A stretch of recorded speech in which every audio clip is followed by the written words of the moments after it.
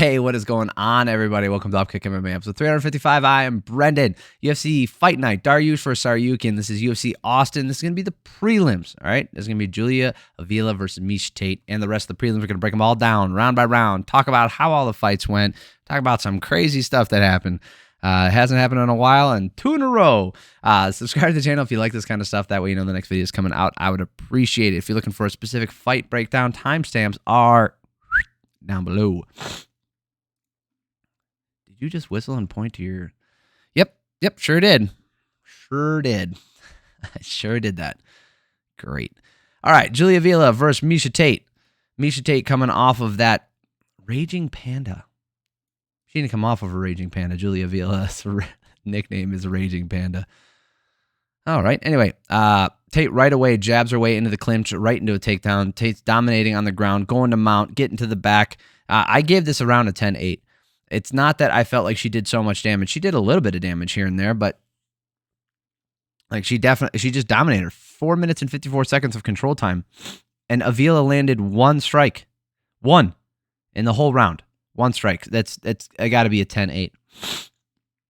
Second round, Avila's fighting off the takedown early with some right hands, but nope, gets lifted and dumped immediately. Avila yet again not doing anything in this round. And, you know, she landed 2 strikes this time as opposed to the 1 she landed in the round before, and she only spent 4 minutes and 50 seconds on her butt.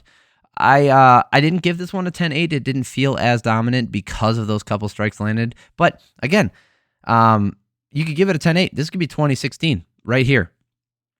Tate right away pulls the legs out, and they're back on the ground this third round. Tate moves right to mount.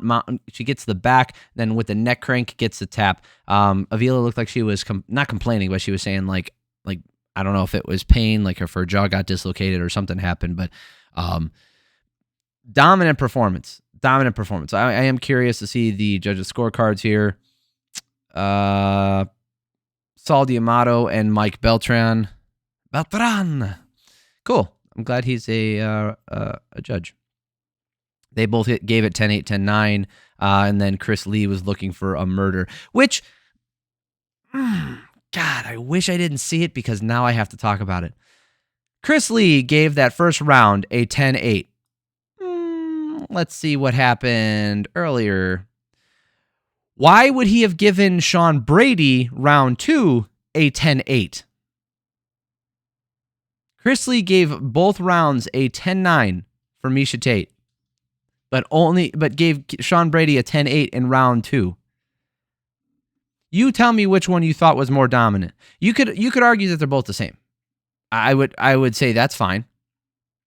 But I would also say that Miesha Tate definitely did more damage or had more domination in that round, and he still only gave her a 10-9 in that first round. Second round too.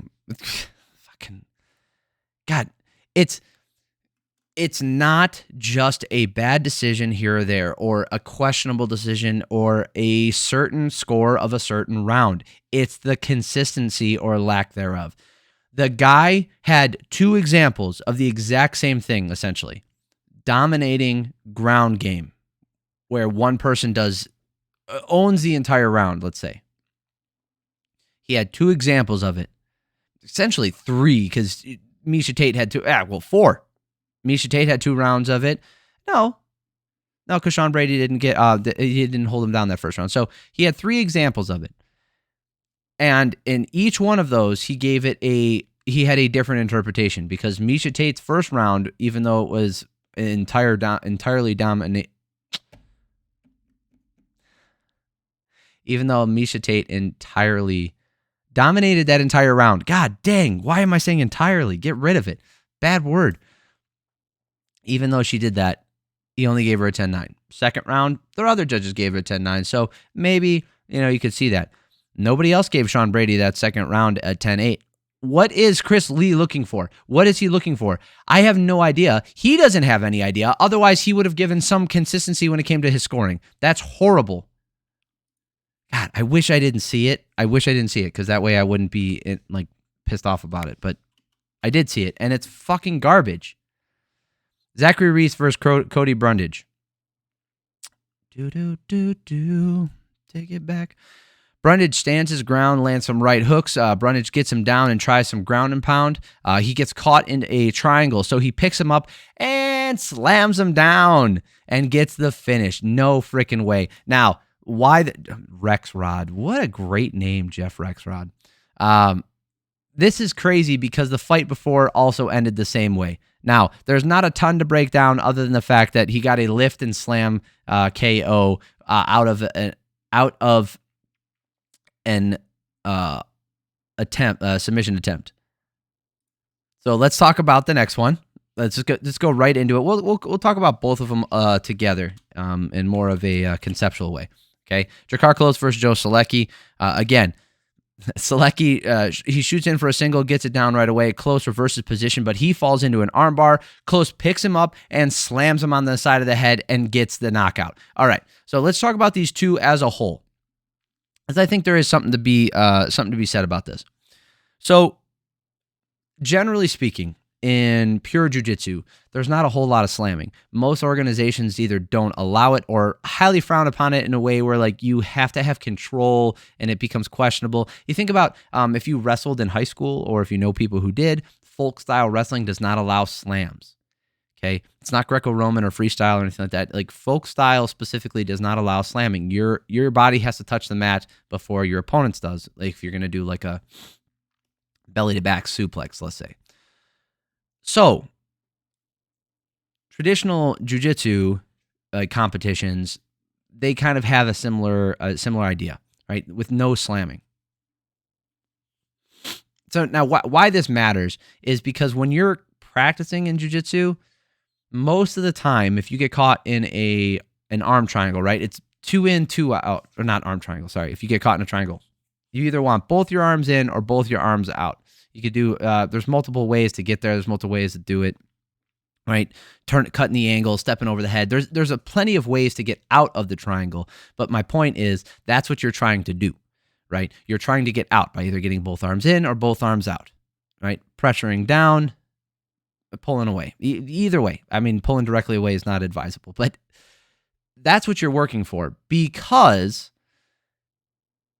you can't just lift the guy up and then fling him off you or slam him into something.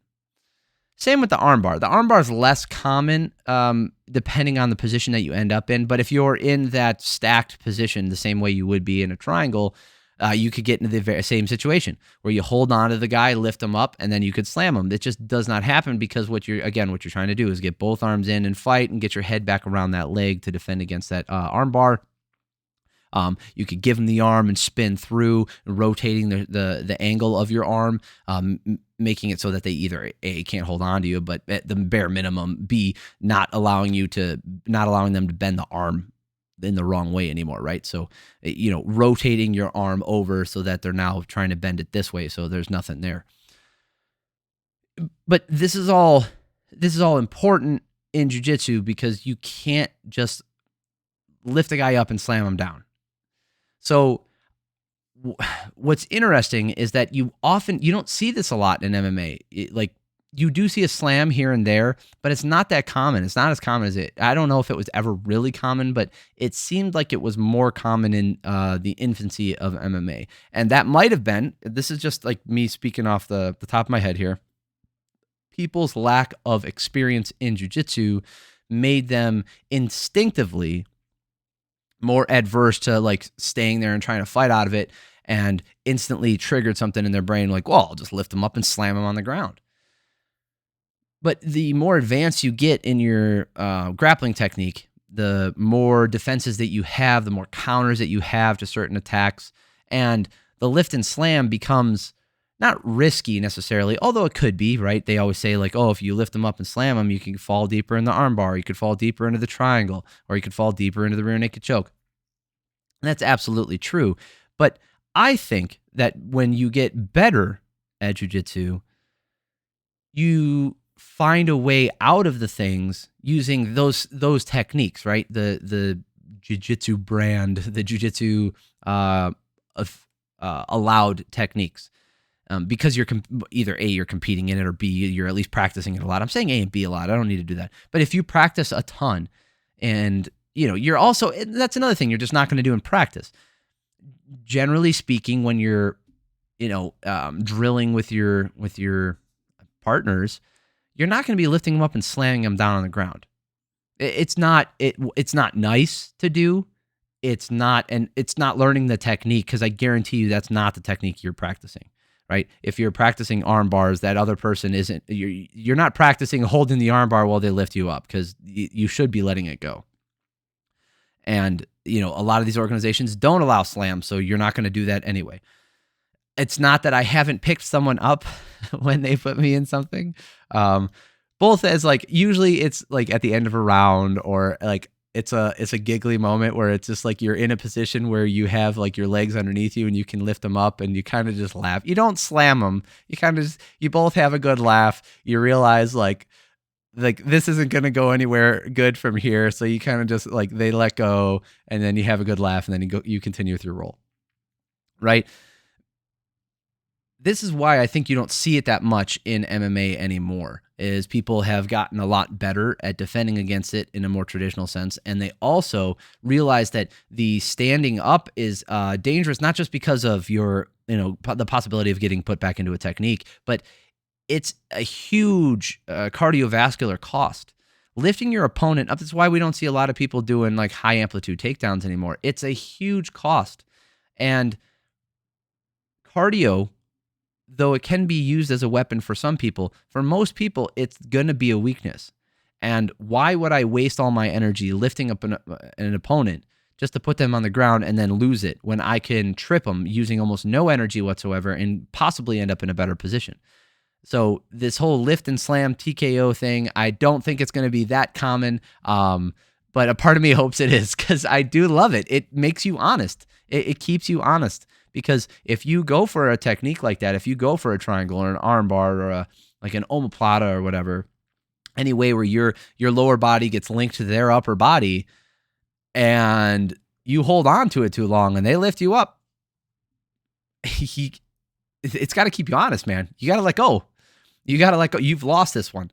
Now, you could try and hold on to it and hope they don't slam you, but you're playing a dangerous game. I thought it was interesting. It's crazy that, you see this happen where there's two in a row. I think that's nuts, for them to both do that in a situation that very rarely happens. So, fun fights to watch. Definitely go watch them. Watch just the highlights. They're only a couple minutes long each. So, definitely go watch them. It's worth your time. Rodolfo Bellato versus Ihor, Potieria. Again, the fouls, just nobody cares. They both land right hands in exchange. They land some, at range, Potieria has landed some really good kicks. Potieria has some cleaner boxing with a nice 1-2 or a 2-1 as he exits and enters really well. Bellato wants to hold him against the cage, and he does, and then knees him right in the nuts. Bellato having the most success while holding onto the fence and trading, but getting taken care of when they are out in the open. He just didn't have the cleaner strikes, and he was just getting outstruck out there. 10-9 round for Potieria, easy peasy, 37-18. Second round here. Bellato tries to bully him to the cage, but Potieria lands a really nasty right hand, and Bellato's wobbled. Bellato's taking some big shots, pulls guard to stop the damage. There was many times there where you could have stopped this fight. But this is why you don't. He makes it through it. Bellato gets a takedown. It turns into a slop fest, but he gets a takedown, and then he gets the TKO via exhaustion. This is what I'm saying. This is what I said about the main card, that stoppage. Everybody complains about a late stoppage because it's horrible and it's hard to watch. I don't think that was a good stoppage. I don't. But an early stoppage, everybody complains about those just as much. And what happens when you don't get an early stoppage? You can get stuff like this, where Bellato just weathers the storm. The thing is, Potieria, he landed just as many nested shots. It's just that Bellato didn't go out on a single one of them. And that's what kept this fight going on. There were a lot of bangers on this card, by the way. Like I said, I definitely recommend it. Go watch it. Jared Gooden versus Wellington Turman. Close fight for the most part. The way that they were calling it seemed a little biased, but we'll talk. So Gooden's waiting in, trying to swing hard, but leaving himself open to hard counters. Turman is turning it on, landing a high knee and some hard 1s and 2s, and that left hook is landing at will. But Turman with this big lift and slam, spending the rest of the round on top. Jared Gooden had plenty of good strikes in this round. He just didn't land as much damage. Turman definitely won it 27-28 for striking numbers. He definitely got this 10-9. Second round here, Bellato's trying to bully him to the nope. Different bully. Turman hurt him with a step-in jab and starts landing hard. Gooden lands a huge left hook, and Turman is rocked bad. Gooden landing some nasty shots and gets to the hip toss, landing some huge ground and pound, and then gets to the back and and then he gets a rear naked choke. Holy shit, that left hand changed everything. So here's another example, right? Like a lot of those moments in there, like you could have stopped this fight at multiple times and given it to Gooden, and people would have been happy with it. But Turman just stayed alive. It just so happened that Gooden was like, screw this. I'm gonna go for the rear naked choke. It's a gamble, man, because you take the back, but you're tired too. He got it done this time. Fun fight to watch, back and forth. Jamey-Lyn Horth versus Veronica Hardy. Both women landing some kicks. Hardy going to the body, Horth going to the legs. Not much action after 2 minutes. Hardy's punches. She punches her way into range, starts landing a couple hooks. Hardy landing a hard jab as Horth throws a kick, and she drops for a second. Horth throwing too many naked kicks and getting countered. An eye poke lands for Hardy, so that's great. Horth not able to find her range with any of the boxing. Hardy outstruck her 17-16. It was a very close striking round, but the damage went to Hardy for sure. 10-9.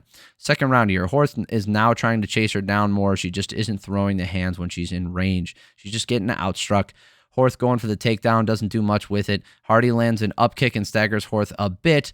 Horth was just not able to land anything in this round. 13-7 in favor of Hardy. Much worse round for Horth, even though she had some control time, 1:43 of it.